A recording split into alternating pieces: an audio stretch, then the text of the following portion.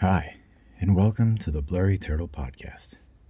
Today's podcast is brought to you by the 4th of July. Is your dog too calm? Well, here comes the 4th of July. Pretty great results in the men's draw, setting up some really good matchups. Sinner and Dimitrov is one that I think we all know who's going to win, but the tennis should be spectacular. Dimitrov seems healthy, plays really well, really efficient, has good skill, serving well this week. Big key in the Offner match was that Offner just couldn't, when he did put returns in, which was not that often, he couldn't get any depth on them. I think there's a big difference between Dimitrov behind the baseline and in front of it. When he's moving forward, he really does look like the player who has all that potential to go deep in Grand Slams. When he's behind the baseline, his forehand gets a little bit whippy, starts to use a little bit more, more shape, less power. Just doesn't get aggressive from deep in the court and can lose his timing also, similar to Tsitsipas actually on the forehand side. He's played Sinner a bunch of times, so he'll be comfortable, but he hasn't won, the last 4 meetings. He won one in 2020, but, a lot has changed since then. Dimitrov needs to stay aggressive. I mean, it's going to be the key for everybody playing Sinner going forward. If you're not as good as him, then you can't really afford to be in baseline rallies. And since he's one of the best returners, it's kind of like telling you to just, ace the guy you can't ace. So I think Dimitrov will play well, probably lose in 3 or 4 sets. Sinner hasn't really been tested by a top player yet this tournament. Had it pretty easy against Martinez. Martinez had a shoulder issue, couldn't really hit the ball as big as he wanted to. I heard one of the American announcers complaining that he hit an 88-mile-per-hour serve and saying that even on clay that would get the business, insisting he should do better. And, there are physical limits, and, it'd be nice if the announcer knew that the player he's announcing has an issue. But, that's tennis. So Sinner should win that in 3 or 4. If Dimitrov can keep a high first serve percentage, scoreline might look competitive, but I just don't see it happening. Shelton and Sonego should be really good. Shelton has won all their meetings on hard court. Just beat him in 5 at Roland Garros, which you kind of would expect Sonego to have a better time at. The one thing that's good for Sonego here is that he's won a set in all their meetings. Shelton and him tends to be a server's battle. Sonego has a good time holding serve, and, here he's doing well at Wimbledon. Might be tempted to think he's gassed after the Nakashima war, but Lorenzo was moving really well, even in the 5th set tiebreak. He got off to a good start, got a let cord, a lucky bounce or two, hit some good returns, and, the tiebreaker was just over. I almost wish the 10-point tiebreak was more like 15 or something. It feels like even though they've extended it, by 3 points, if a player gets 1 or 2 mini breaks on grass, the tiebreaker is just over, and it's kind of anticlimactic for the fans, or for the fan, because I don't like it. Sonego just has to stay aggressive here. I think, Alcaraz showed us the blueprint against Shelton when he got in trouble at Roland Garros. You just keep hitting forehands to Shelton's backhand. Shelton doesn't go down the line for great offensive effect. He hits the ball, occasionally over there, but he's not hitting it through you. He doesn't really create a short angle on the backhand cross court either. It's a solid wing. He's getting it better. It's going to keep improving. But right now it's a bit of a safe space. I also think Shelton's defense on grass isn't totally efficient yet. I see him hesitating on some balls. He's not really sure exactly what bounce is going to come out. And, great athlete with great reflexes, but some of the other players are reading the ball, I think, a little bit better than him at this point still. So, great result to get past Vucevic in straight sets. Shelton, of course, is serving really well. I talk about where to hit during the baseline rallies, but you have to get at him first. Sonego hasn't really broken him a ton in the past, so this is a really effective server against a very effective server. I think Shelton should win in 4 or 5. 5 would be less likely, I think, but, again, Shelton's not really proven on grass yet. I would try to avoid the drop shot for Sonego if I could. Those cat and mouse rallies tend to be where Shelton thrives and gets the crowd on his side. He's somewhat predictable in a baseline rally with his backhand and his forehand too, honestly. But when he's on the move, that's where it's really hard to figure out where he's going to go, and he's really effective at coming up with big shots. So, Sonego wants to play kind of generic here. Given the experience, I think he will. I think he knows how to play Shelton, and this should be close. Maybe closer than expected, honestly. I know a faster surface should help Shelton, but Sonego does get a bit of a boost on his offense on grass. Cilic Cobolli is one I would circle as more of a question mark than a solvable equation. They have played before. Cobolli won both their meetings on clay, but you can't get a lot out of that. You can't get much out of any previous Cilic results right now. He's playing really well this week and just hasn't been lately. He did make the finals of a challenger. I shouldn't omit that. Maybe I didn't give it enough credit in the lead up. It just tends to be that the names in the grass court challengers are not really the biggest names. I know they're good players, but when you get into the major and you have to beat guys in 3 out of 5, it feels like it's a bigger obstacle than, pulling off a win against guys in the top, 100 to 200 ranks. Minaur did a good job of dragging Cilic down. He had some breakback points in the third set, but once Cilic held, the match was pretty much over. Cilic being able to serve big on key points is just a big boost to him there against Minaur. Minaur is working for every single point. So every time Cilic hits an ace, it's just a big swing in momentum. You work real hard against a guy like Isner or a Palka to get to that break point, and when they thump an ace, it's just, you're almost down a point at that time. Cilic has a new ball bounce. It's kind of killing me. He used to bounce the ball a lot, 20 plus times. Now he's bouncing the ball a lot and then bouncing the ball a few more times and then hesitating and then bouncing the ball a few more times. There's not really a rhythm to it. I can guess what he's going for. If you've ever gone to throw, a piece of paper in the trash can and you just do it without thinking, you make the shot. If you hesitate for a second, you tend to miss. If you know people are watching, you tend to miss. So if you do wait a while longer, though, after the initial thought or the initial break in concentration, you can get it back. And I think you can, if you have the attention level, I think you can be aware of when you've gotten back into rhythm, get back in that flow state, which is a real phenomenon in sport. I think Cilic is doing that. I think he's waiting till the right idea, the right format for the play pops into his head. It feels like if you're the opponent, though, that's got to be pretty annoying. It's almost like someone faking. I think there's one player on tour who has a little, as he brings the ball up to serve, he has a glitch where he looks like he's about to serve the underhand, and he does occasionally serve it.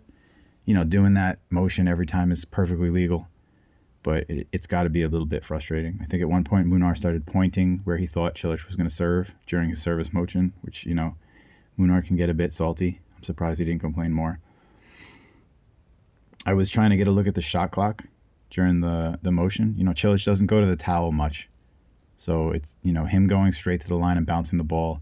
He's not really slowing the game down any more than other players going to the towel. But as a returner, watching the guy bounce the ball over and over again for 26 seconds is fatiguing. I'm exaggerating a little, but not a lot. It's if it's a tactic, it's a little bit grimy, but seems effective. If it's helping him lock back in and play well and hit good serves, then it's working, He'll need it against Cobolli. Cobolli's playing really good tennis right now. Looks great on grass. Beating Majchrzak in straight sets is something I really didn't expect at all. Cobolli played excellent. I think he has similar defensive skills to Minaur, but he adds a more dynamic serve and a huge forehand. So, it's the kind of match where I do think he's slightly favored against Cilic right now, but not by a lot. The way Cilic is serving, if you see any serve bot against a good baseliner, you're going to say on grass that it could go either way. It should go to the guy who's a little bit sharper in the baseline, but that isn't necessarily Cobolli anyway. Great to dispatch Majchrzak. Majchrzak had been a little bit suspect on grass. Cilic is effective right now. He's efficient during the baseline rallies. He, was able to outduel Minaur. This is one I could see really going either way. I think whoever plays those big moments better is going to win. I do slightly lean towards Cobolli because he's fresher. He's been playing at a high level. And, if Minaur had a serve, I think that match could have been closer. So I think Cobolli will be able to take care of his serve. Those pressure moments will build for Cilic. And, I think Cobolli's in a little bit better shape. It's tricky, though. I think Cilic might be a little bit more effective on offense with his backhand.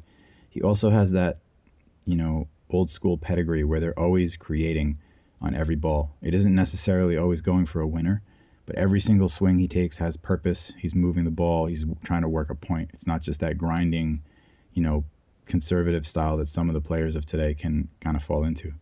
So I think Cobolli in 5 there, probably going to be a great match.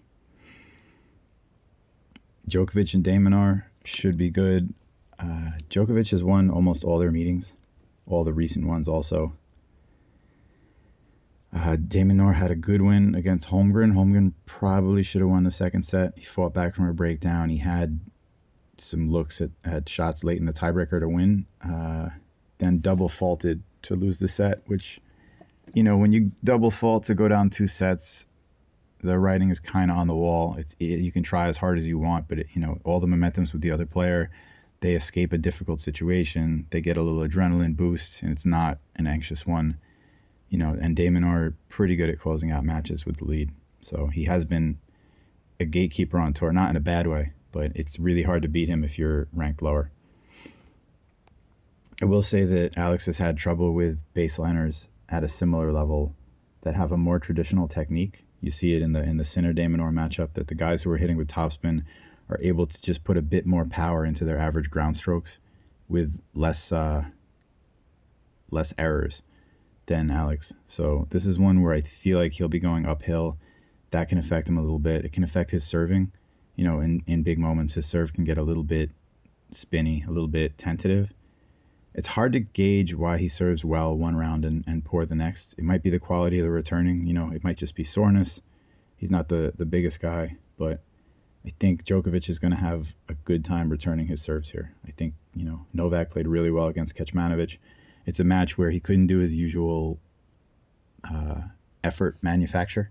There's no reason for him to, feel like he's green lighting Khachanov. They're good friends. He knows him for a long time. He watched him grow up. So Djokovic did look very subdued today, but still he did the work.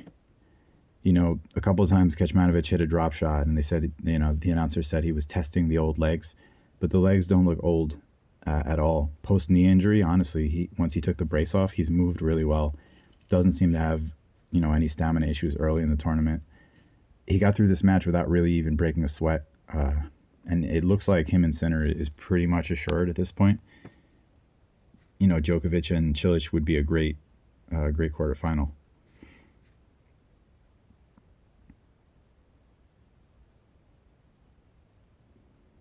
Yeah, so just taking a second there to jinx myself. I like Djokovic to win that in 4 sets. He doesn't really have to drop a set here. Alex is tenacious, really fast, good at extending rallies, and Djokovic did have a lapse late in the 3rd set where things got tricky. He was up 5-1. He dropped a few games in a row, hit some double faults, missed some easy shots. It's tough. It's tough when it's over because you're not sure whether you should go big or let the other guy implode. And he had some issues with the crowd making a little bit of noise. I don't think that'll be a big problem going forward. That he just won his 100th match on grass, and he looks really good this week, so should beat Alex. I just feel like Alex's backhand is one of the reasons that he doesn't hold up as well against Novak.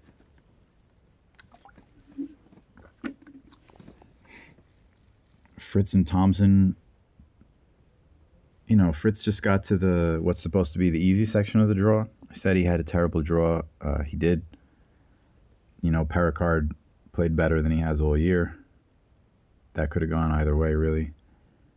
Diallo, it did look like Fritz was dominant going into the 5th there, but that was a difficult match.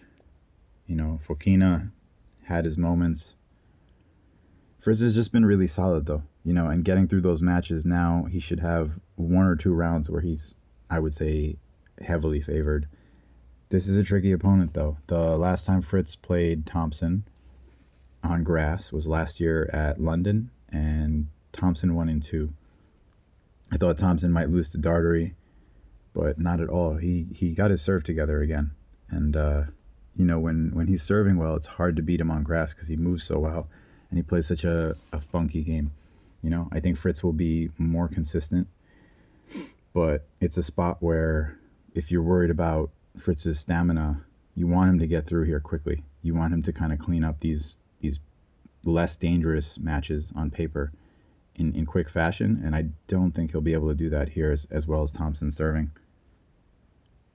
Fritz, I think, has been more consistent than every opponent so far. He's played guys with big offenses and guys with, solid baselining in Fokina. Kind of a combination of the two here, but to a lesser extent. Thompson is solid from the baseline and defends well, but not that great. Not as well as Fokina, and I would say he serves pretty big at times, effectively, more than big, but not anywhere near the level of Diallo and Perricard. So, Fritz should win. I just don't think it'll be a straight setter because, he's made improvements since last year. But Thompson being able to beat him on grass means Thompson will dig in. And, Fritz has dropped sets in every match so far. So I think Fritz in 4 or 5 there. It'll get scary if he goes down early sets, I think, because fatigue and panic go hand in hand. You when you're heading into a 4th set and you feel like you're fresh, or you have some momentum, you can do fine. But when you're down 1-0 and you were supposed to win the match, sometimes the panic can, produce some adrenaline dumps that you don't need at those moments. We'll see. I feel like the Fritz hater in me is coming back out. I should banish him. I should cheer for Fritz. But it's tough, Khachanov and Majchrzak should be close. Camille's playing excellent. Beating Rinderknecht in straight sets is a good win.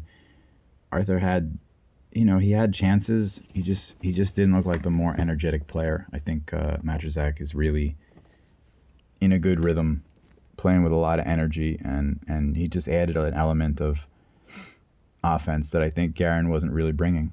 Garin hits the ball big, serves pretty good, but I think he plays very straightforward. And, Majchrzak is constantly making you move.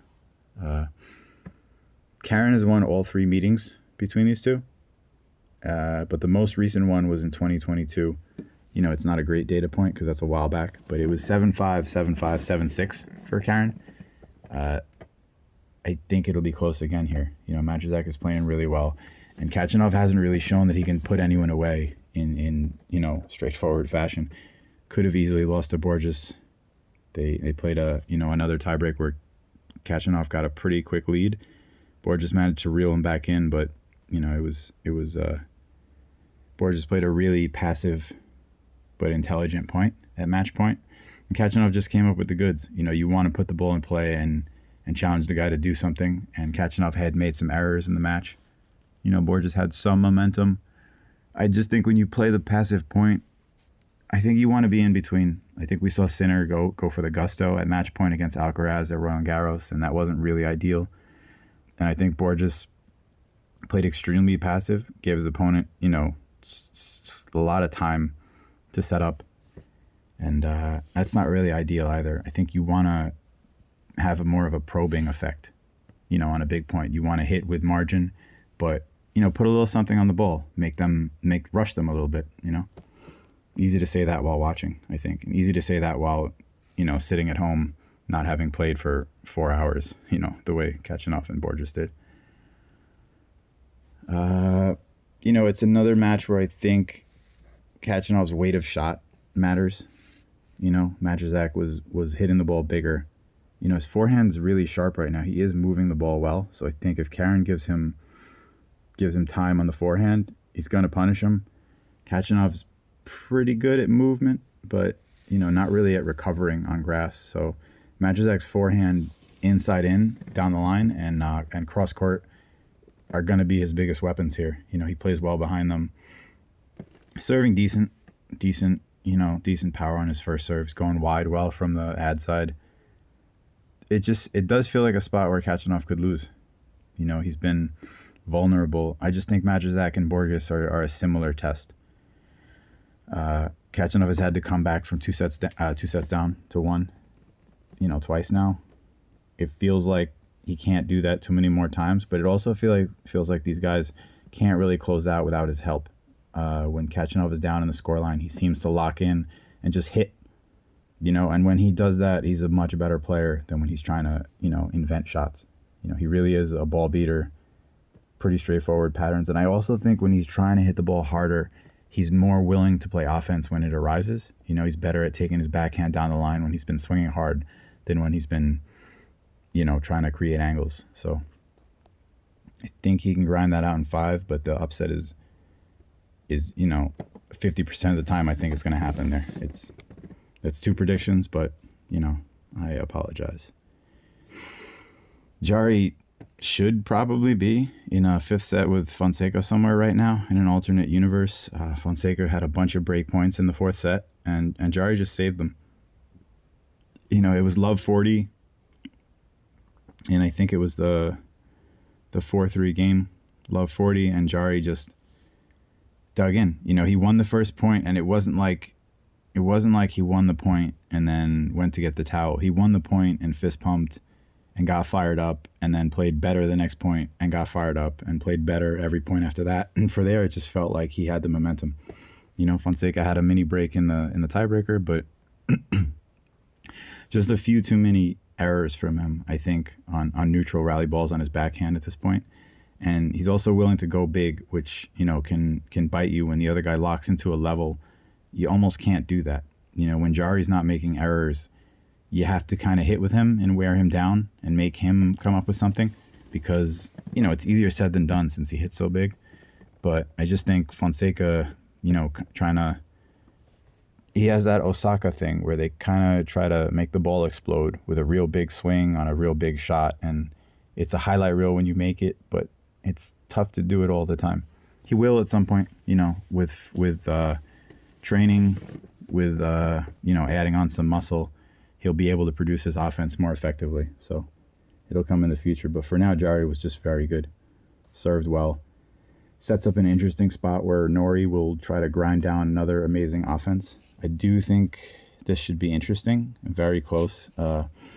Jarry won't really care that the crowd is against him. They haven't played since 2019, so I'll just toss the match results. I think they split in the past. I think I know Norrie beat him on clay, and Jarry beat him on hard court, but it doesn't really matter the way they're playing now. Norrie's not really having the best season. He's kind of been like Minaur for me since he came back from injury. He's been looking good some of the time, but not as automatic on defense. This week he looks better playing at home. He seems comfortable. A big key for him, I think, here is that he was able to just completely nullify Bellucci's game. Bellucci came in, serving amazing, playing some of the best offense of his career, and Norrie just dragged him. Winning the first set tiebreak was a huge boost to him, because, every set you're down against Norrie is an hour and 20 minutes of tennis that you have to play. And that, that's in your head whether you want it to be or not. You can be as professional as you want, but some part of you is realistic and knows it's, 4 or 5 more hours of tennis, and it's not easy. You can't just go bigger. So Bellucci kind of unraveled a little bit. Missed a lot of shots. I'm going to say it again. There's something going around at Wimbledon. I don't know if it's a stomach virus or a cough or, COVID or what it is, but it feels like a lot of players are coughing, and players are playing well one round and then completely looking, physically weak the next one. There could be fatigue, some projection here for sure, but it just is strange for Bellucci to play like that. If you take the result at face value, then Norrie should drag Jarry here.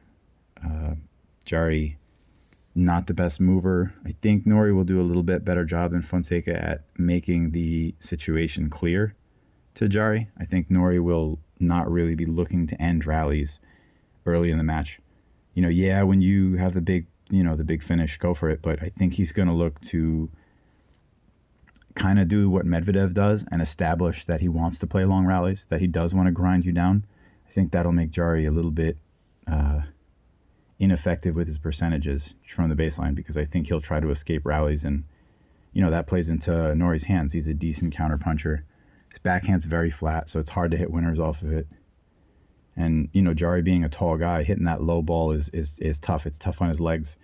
If you take his legs, his serve gets a little bit worse. I wouldn't say a lot because of his technique. Jarry's not taking a big backswing. He's just really throwing the ball up and hitting it. He's tall enough that he doesn't have to get off the ground much. So I think he'll serve well throughout. Should be very close. I like Norrie with the home crowd.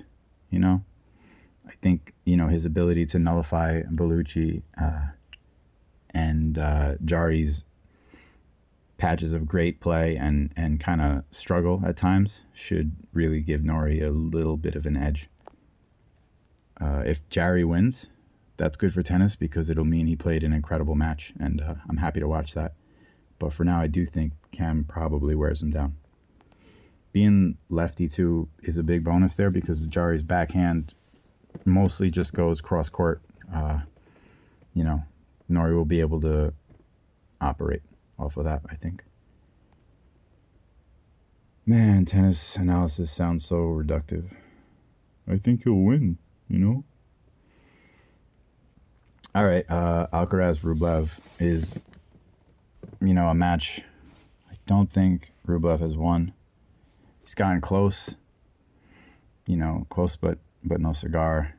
Alcaraz did have a bit of a funhouse match with Struff. It's clear that if you are aggressive on your returning, and you serve volley, that Alcaraz, is not as dominant as he could be.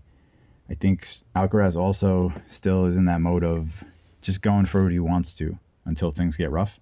He just kind of plays offense, goes for the, the freewheeling shots he wants to, sees what's going to happen. And then if things actually get serious, I think there's a knowing nod from his team where he just locks in and starts to hit the ball solid cross court and doesn't really give them anything. In that mode, really hard to beat him. I've seen better levels from Djokovic and Sinner so far than Alcaraz, but Alcaraz hasn't really needed it. 4 sets with Struve is really not that bad, and he won somewhat comfortably, even though there were a bunch of breaks and a couple swings of momentum. Him and Rublev is a tough matchup, I'd say. If you think Alcaraz is going to play the same, he's dropped a set, dropped 2 sets to Fognini, had a few close ones with Tarvit, although he was comfortable. 4 sets with Struff. It's not really dominant stuff, but the other levels are there, and I think his movement is a big key against Rublev. Rublev has to hit a lot of shots to score, but he's probably not going to defend as well. I don't think Rublev defends the drop shot well. Rublev's second serve can be kind of weak. I think Carlos will be able to tee off on that, so could go to 4. If Alcaraz plays a little careless in the beginning again, you could wind up in an exciting 5th set, but I just think Alcaraz comes through no matter what. Rublev's movement has been holding him back from beating the top players for a while. He can get to the quarters, and then he meets somebody who, has a similar level of ball striking, but is just, a couple seconds faster in whatever yard dash you want to run. So that's it. Looking forward to it, I guess. All right, bye.